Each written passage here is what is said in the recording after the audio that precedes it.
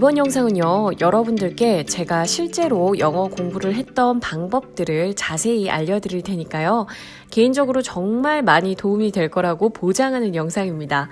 오늘 영상이 좋으셨다면 구독 그리고 알람 설정 부탁드릴게요. 혹시 여러분들 중 워킹홀리데이를 가보셨거나 잠시 교환학생을 다녀왔다거나 해외 체류 경험이 잠깐이라도 있으신 분들이라면 모두 공감하실 거예요. 언어는요, 조금 배웠다고 해서 계속 기억할 수 있는 영역이 아니라는 거. 결국 언어는 지속적으로 사용해야 하는 영역입니다. 마치 우리가 아무리 운동을 해서 예쁜 몸을 한번 만들어 놔도 운동과 식단을 건강하게 계속 유지하지 않으면 근육은 다 빠지고 지방이 늘어날 수밖에 없는 것처럼요. 물론 하루 이틀 빠졌다고 망가지진 않겠죠. 그래서 여러분들께 어떤 플랜을 말씀드리기 전에 지속하라는 말씀을 전해드리고 싶어요. 몸을 만드는 것처럼요. 그럼 저의 영어 스파르타식 3개월 플랜을 전해드릴게요. 스파르타 플랜이라고 말씀드린 이유는 여러분들이 하루 동안 최대한 많이 그리고 자주 영어에 노출되기 위해 이름을 붙인 거고요. 그래서 이 방법은 방학 때나 유학을 준비한다거나 혹은 프리랜서로 일을 해서 자신이 시간을 좀 자유롭게 조절할 수 있을 때 가능한 방법이기도 합니다. 저는 자는 시간 외 깨어있는 시간을 기준으로 하루 5번 영어에 노출되는 시간을 만들었어요. 오전 9시, 오후 12시, 오후 3시, 오후 6시, 그리고 마지막으로 오후 9시까지 3시간 간격으로 총 5번 각각 30분 정도 말이죠. 이렇게 하게 되면 하루에 약 2시간 반 정도의 시간을 내야 합니다.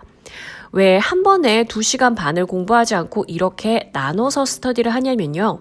이 방식이 훨씬 효율적이기 때문이에요. 2시간 반을 연달아 하게 되면 집중이 잘 안 될 뿐더러 온전히 그 시간을 다 활용하지 못해요. 앞서 말씀드린 대로 인풋과 아웃풋의 개념에서 영어 스터디를 말씀드릴게요. 첫 번째, 아침에는 영상을 한 편 봅니다. 그냥 10분, 15분 정도의 영상이면 좋아요. 저는 주로 자기계발 혹은 의미 있는 영상들을 좋아합니다. 가끔 이런 게 보기 싫고 재미없을 때가 있잖아요. 그럴 땐 그냥 제가 좋아하는 유튜브 채널을 보기도 해요. 그러면서 거기서 들리는 좋은 표현들을 캐치해요. 그리고 들으면서 입으로 따라하기도 하고요. 두 번째, 제가 좋아하는 영어 기사를 찾습니다. 전에 말씀드린 라이프헥이나 미디엄 같은 채널의 영어 기사를 이용하기도 하고요. 저는 영어로 이메일을 받는 사이트들이 많아서 그걸 참고하기도 해요. 그렇게 관심 있는 주제의 글을 읽고 그걸 잠시 정리해 봅니다. 그냥 읽기만 하는 건 아니고요. 손으로 타이핑을 하면서 따라 적기도 해요. 세 번째, 아웃풋 타임으로 배치해 뒀는데요. 벌써 하루 동안 영어를 흡수한 시간이 있잖아요. 이 시간이 너무 많이 지나가 버리면요. 그것도 잊어버리게 돼요.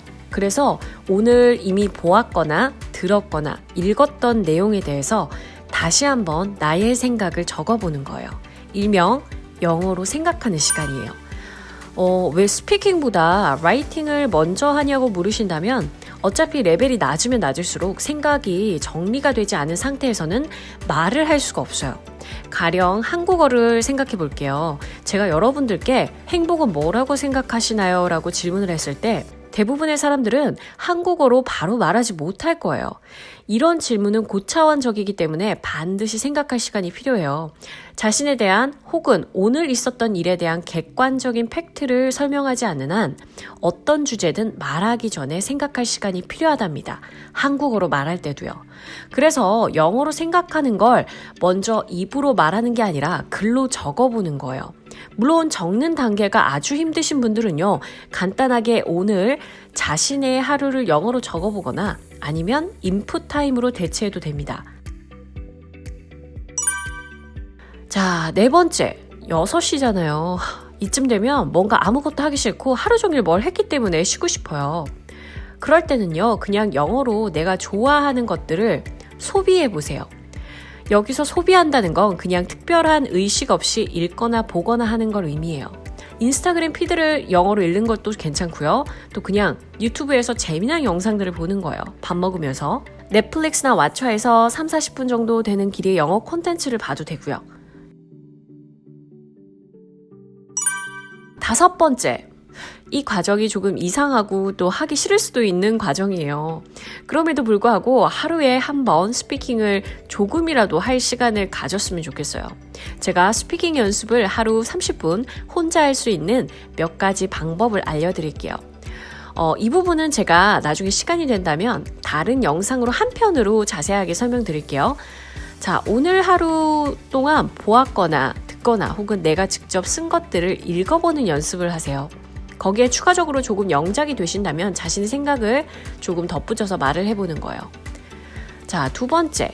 오늘 하루 무엇을 했는지 일기 형태로 말을 해보는 거예요. 만약 바로 말하기 어렵다면 일기를 간단히 쓰고 말을 해도 됩니다. 3번째. 질문할 거리들을 미리 한번 만들어 보세요. 네, 질문은 간단한 질문일 수도 있고 좀 철학적이거나 복잡한 질문일 수도 있겠지만 최대한 간단한 거 만들어 보는 게 좋아요. 자, 지금까지 제가 말씀드린 하루 종일 영어에 노출되는 방법은요, 현재 인풋이 아주 적은 분들은 어려울 수 있어요. 그렇기 때문에 제가 먼저 제안드린 버전 A로 하루 30분 정도 습관을 들이시고요. 어떻게 생활 영어를 좀 단기간에 흡수할 수 있을까 저에게 물으신다면 역시나 영화 대본인 것 같아요. 물론 믿어도 괜찮지만 2시간 이내 영화 대본을 몇 개 보시면요, 이 회화체의 느낌이 와요. 더 이상 고등학교 때까지 배웠던 그런 교과서의 문체가 아니라 진짜 영어의 느낌을 배우는 거죠. 그래서 영어 회화에 대한 감이 없다면 먼저 영화 스크립트로 영어를 배우는 걸 추천드립니다. 그리고 조금 채워졌다고 생각하신다면 지금 제가 말씀드린 방법을 한번 실천해 보세요. 이렇게 하루 종일 30분씩 간헐적으로 3개월을 지속하잖아요. 그럼 영어가 점프업되지 않을 수가 없습니다. 분명 달라졌음을 느끼실 거예요. 자, 그럼 여기까지 오늘 정말 꿀팁들을 전해드렸고요. 저의 영어 팁 영상은 계속됩니다. 영어 공부하실 분들은 구독 그리고 알람 설정 부탁해요.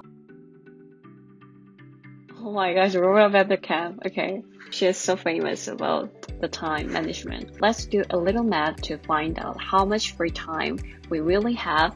There are 24 hours in a day, 168 hours in a week, and 8,760 hours in a year. Of course, people have vastly different level of caregiving or chore responsibility. My opinion is about happiness is life isn't all the time fluctuated like ups and downs. If you're able to think about like that, you can do anything even if you're frustrated.